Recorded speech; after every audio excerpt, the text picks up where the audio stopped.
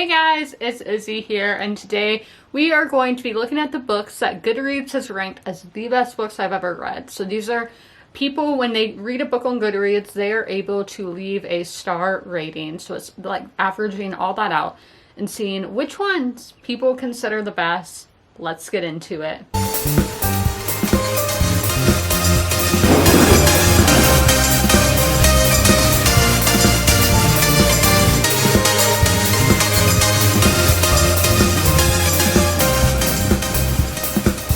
I have the books on here, and first and foremost, I'm going to say we're probably going to see like a lot of Harry Potter, a lot of Game of Thrones, you know, those big, very popular series. I expect to see a lot of those on this list. So I am going to give my thoughts on these books, what I rated them, and all of that. So at number 1, we have The Nightingale by Christian Hannah. I gave that book a 5 out of 5 stars, and its average rating on Goodreads is a 4.61. Now, this is one of my all-time favorite books. I recommend it to everybody. It's one of the only books to ever make me cry.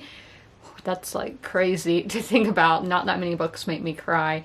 A lot of books make me feel dead inside, but for actually crying, that's impressive. So Christian Hannah, I've read another one of her books and really enjoyed it. The Great Alone, I think is the name. It's not in here. I don't know why I'm looking back there. And I do have some of her books down there on that shelf that I haven't got to yet, but I do really want to read more of her books. So I can definitely see why this is the highest rated one. For slots 2 and 3, we both have Harry Potter books, and I give both of them 5 stars. And it is my 2 favorite Harry Potter books, book-wise and movie-wise. And it's Harry Potter and the Prisoner of Azkaban, which I read in 2019 also, and then Harry Potter and the Goblet of Fire. I read that from, it took me so long. It took me from December of 2019 to April of 2020. So I read that right when the pandemic started. I never continued my Harry Potter reread. I would like to, but I just haven't got around to it. But obviously iconic books, and those are my favorite. And then my favorite George R. R. Martin book is coming in at 3rd place for A Storm of Swords. That's the 3rd book in A Song of Ice and Fire. And I gave it a 5 out of 5, and it has an average rating of a 4.54. Oh, and Prisoner of Azkaban had a 4.58, and Goblet of Fire had a 4.56. So here's my review of A Storm of Swords that I gave it in 2018. This has been the best book in the A Song of Ice and Fire series so far. This book seemed to move at a faster pace than the others in the series, even though it is the longest by page length out of the first 3. I was not expecting so much to happen within this book. I thought it would end at the end of season 3 of the TV show Game of Thrones, but no, it continued with so much more. I cannot wait to pick up A Feast for Crows next. So yeah, I did really like that one. So I've given all these books 5 stars so far. But now we have one coming in at our is this 4th or 5th? This is 4th, or 5th, sorry. The Name of the Wind, the first book in the King Killer Chronicle by Patrick Rothfuss. I give it a 3 out of 5. I read this in March of 2021, and its average rating is a 4.52. Now, I did write a whole in-depth review, so this is just my little paragraph, This was an average read for me. I'm shocked by this just as much as you, the person reading this. Did this fall into the overhyped category? Maybe, but I do not want to say that because I know that I am in the minority here. I still encourage you to pick up The Name of the Wind since it is so popular and a staple in the fantasy genre. It was just not my cup of tea. Yeah, I didn't enjoy it.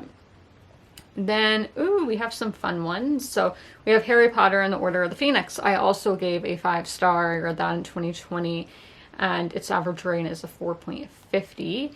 And then the last one that I'm going to talk about here, actually, yeah, we'll say it's the last since I said that, is one that I read this month. So you will see in my wrap up at the end of the month, and that is Heartstopper Volume 1 by Alice Oseman. And I read this literally last week, and it has an average rating of 4.5.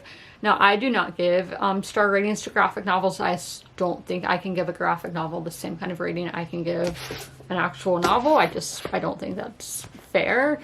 I wish there was like a different thing, but I don't know. So this was just fine. It was a fine time. Like, it's a 2.75 for me. So, I mean, this is exactly the way the back describes it. I honestly expected so much more from the hype. It was just a really basic story of the common trope, popular jock guy falls for the nerd. It was a fine story and the artwork was cute, but I don't understand the hype. It does remind me of the show Sex Education on Netflix, but maybe just because the English and high school setting. yeah, I didn't like Heartstopper. Like, I didn't dislike Heartstopper, but I didn't like it either. Like, it was just fine. Like, it happened, and it was literally exactly what I thought it would be. But I mean, I thought it would be so much more.